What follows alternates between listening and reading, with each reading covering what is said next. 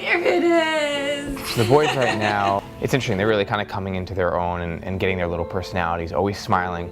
Evan is courageous and strong, and he's so sweet.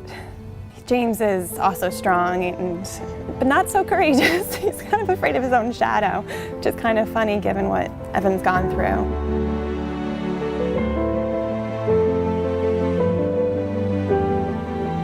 Kids with single ventricle heart disease, they only have one pumping chamber instead of two. And that means that they're going to need multiple surgeries. It's a lifelong condition.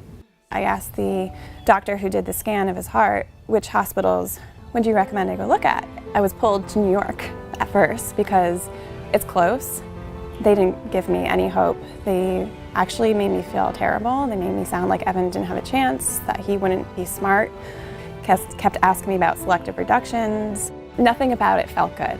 So then our next stop was in Philadelphia, and there everyone was a bit nicer and it felt better.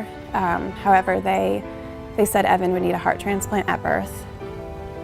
A death sentence almost. The difference when we went to Boston is we got in a room with the whole team, the nurses, the doctors, administrators, and you could just see there was like this singular focus on our son. And then we met Dr. Rathod. I explained to him everything. He did his scan and he looked at me and he said, "I've got this. We've got this."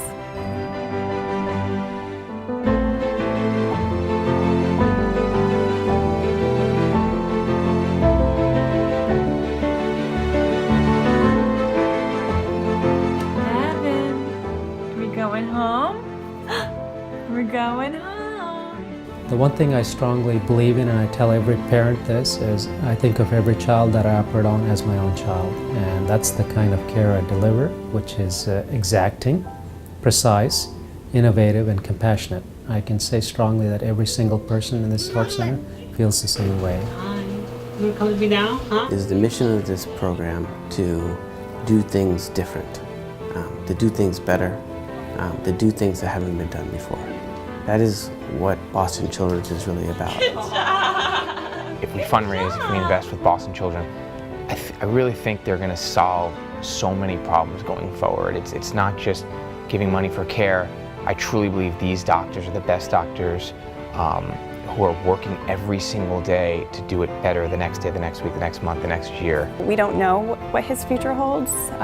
These children weren't living into adulthood before, so little is known about how to treat them as adults. When I get into a bad place, I just remind myself that we're at Boston Children's, we're at the best place possible for him, and they're researching every day.